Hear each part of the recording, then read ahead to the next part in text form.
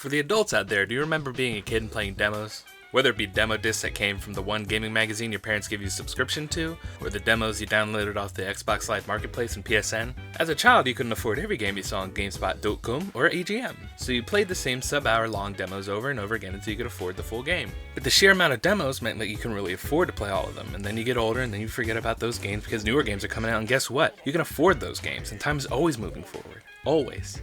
The technology is newer, game designers built on the work of the game designers that came before, so it was hard to go back to those older games. It's always hard to go back. Keep moving forward. But every once in a while you get the urge. You go to an indie game store or surf Amazon and come across one of those old games. It's cheap now, fuck it. This is Clive Barker's Jericho. For those of you who don't know, Clive Barker is a noted horror writer, undoubtedly best known for his short story Hellraiser and its motion picture adaptation, which Barker also wrote and directed. First film too, good for him. I'm not terribly acquainted with the Clive Barker of War, but Hellraiser's pretty good. However, Mr. Barker's works were incredibly influential, so I think I've come into contact with his creative descendants at least once. Hell, Event Horizon feels like it'd be the 10th sequel to Hellraiser, where Pinhead decides to trade in his puzzle box for a dimension-hopping spaceship. And now, it is time to go back. I know. To hell. You know nothing. Hell is only a word. The reality is much, much worse. Anyway, Senor Barker has his fingers in a lot of nasty-ass Sweeney Todd pies. It's no surprise one of those pies happens to be some meaty video games. Of which there are 5, or 4. All with the Clive Barker name prefixed upon the trademarks. So one thing we know about our boy Clive is he fucking loves hell. What's this game about? Not about hell specifically, but that shit basically hell. So the story of this game is that God, Big G, created this being later to be known as the Firstborn. However, his freaky ass creeped God the fuck out, so he decided to banish it to the abyss, and every so often it tries to get out. It stopped every time, but every time it brings a piece of the world with it. That's where Jericho comes in. They're the sort of hard-as-nails, hyper-militaristic types you would assume to be in an FPS during the mid-2000s, complete with casual sexism and homophobia. You don't seriously think we can walk through that? Man, I think I'm gonna be digging sand out of every crack for the next 5 months. I'm sure Abby can help you with that. Here's a fact I learned while making this vid. Clive Barker is gay. Which I mention because this game has a pretty heteronormative view on sexuality and gender. I don't know if that's because he's trying to write realistic characters, considering there's a lady who can hack time and a priest dual-wielding revolvers with magic bullets. It's also possible that Barker gave Mercury Steam, the developer, the broad strokes of the story, and some in-house writers worked on the beat-for-beat script. Either way, that's no good. You know, it is good. Steve Blum. That's right, fucking Wolverine. Fucking Spike. Fucking Tom. Fucking Goku? Alright, I have to give him all I've got from the start. Ha! Give me all you've got! Ugh. Well anyway, Steve Blum plays the protagonist of Clive Barker's Jericho, doing his generic military tough guy voice, Captain Devin Ross, the badass leader of Jericho Squad. The Jericho Squad specializes in freaky occult shit the US government wants taken care of. You'll know this because every time you boot up the game, a narrator will remind you of the Hellish Dimension Snapchat filter. This is immediately followed by a cutscene that actually has nothing to do with the narrative in the actual game. I mean, they're definitely in the Middle East. Captain Ross has everyone split up, you encounter these monsters in the main game as enemies, but then Lieutenant Black gets impaled and probably eaten. That doesn't happen. When you dive into the main game, things are a wee bit different. It's actually Captain Ross who dies. Uh-oh, bye-bye, big boy. But that doesn't happen for like 45 minutes? At first, Ross has a vision with the Firstborn asking for help. He wakes up, gets a phone call, and then all of a sudden he and the Jericho Squad are dropped into Al-Khali via helicopter. Delgado, close that door, man, come on. Jericho heads off to a military facility taken over by Arnold Leach, an ex-military guy that went rogue. Some weird zombie creatures are there, zip zap zop. Leach kills Ross. Oh shit, but he was the main character. Hang on. Oh, he's a ghost now. A what? I guess this is where we get into the Jericho Squad, because they become gameplay and narrative relevant. So the central conceit for the game is that Jericho Squad is made up of 7 people subdivided into an Alpha team and an Omega team. Well, it's 6 people because Ross is dead. But because Ross is a ghost, he can possess any number of the Jericho Squad he wants, which allows you, the player, to control the members of Jericho on an individual level. Remember, these guys are basically military witches, so they all got cool powers.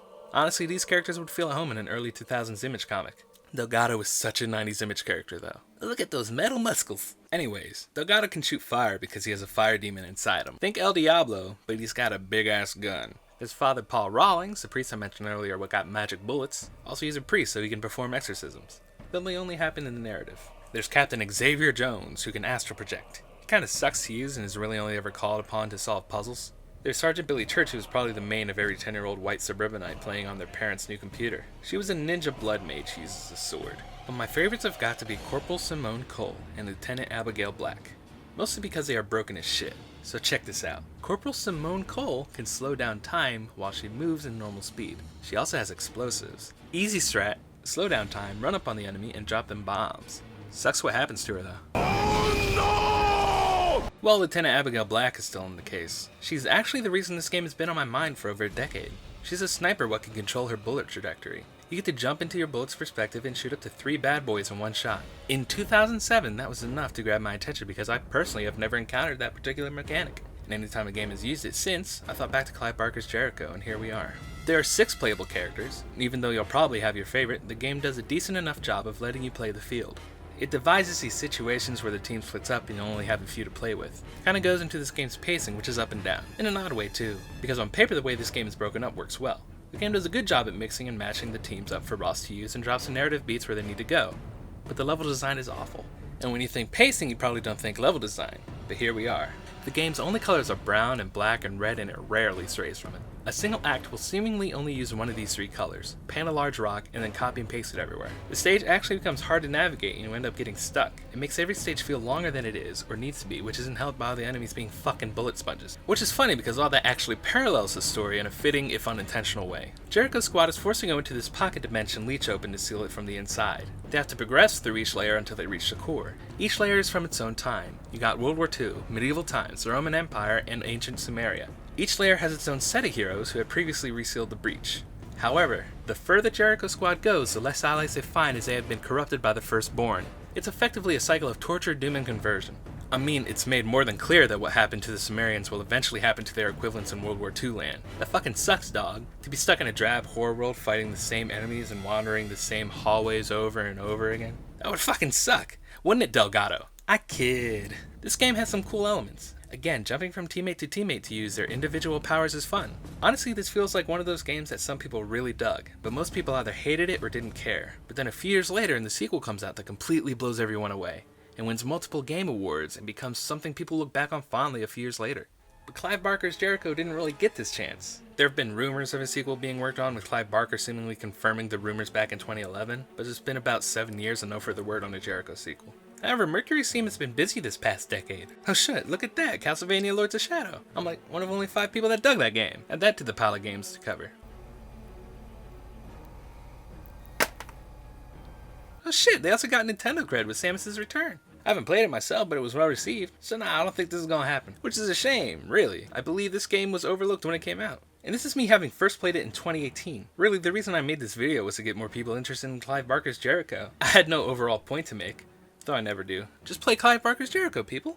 Oddly enough, this game feels like a strange time capsule not so dissimilar from the box Jericho squad find themselves in. It definitely feels like a PC FPS game from 2007. From the repetitive level design, to the bullet sponge enemies, to the dialogue and cinematic direction. Maybe one fateful E3, Bethesda, because it's always Bethesda, will announce a collab with a horror writer. A trailer will play with satanic imagery and psychosexual horror. Bang bang boom, some zombies die in a ruin and the logo for Clive Barker's Jericho 2 appears. Then everyone goes wild. Twitter becomes a confused mess. Why Jericho? What the fuck is Jericho? Then you will know. You'll all know. The box opens again and we are forced to come face to face with 2007 video games. The colors, the loading screens, the cliffhangers that only serve as broken promises. Then it will close and take part of 2018 with it. Every 10 years, a Clive Barker's Jericho will appear as some horrific nostalgia blob, adding to its identity the progress we have made to the medium or refusing to abandon its old ways. This was fun. This was cool. Remember this? There's a reason games don't do this anymore. Always moving forward. Always. It's hard to go back, but we never stop trying. Why does it consume us all? It's always moving forward. Always. What do we do now? We kill it. They said it can't be killed. Watch me. Jericho squad, let's do this.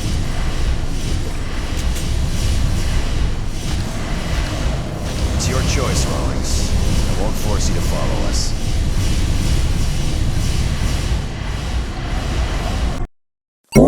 Girls of every age Wouldn't you like to see something strange? Come with us and you will see.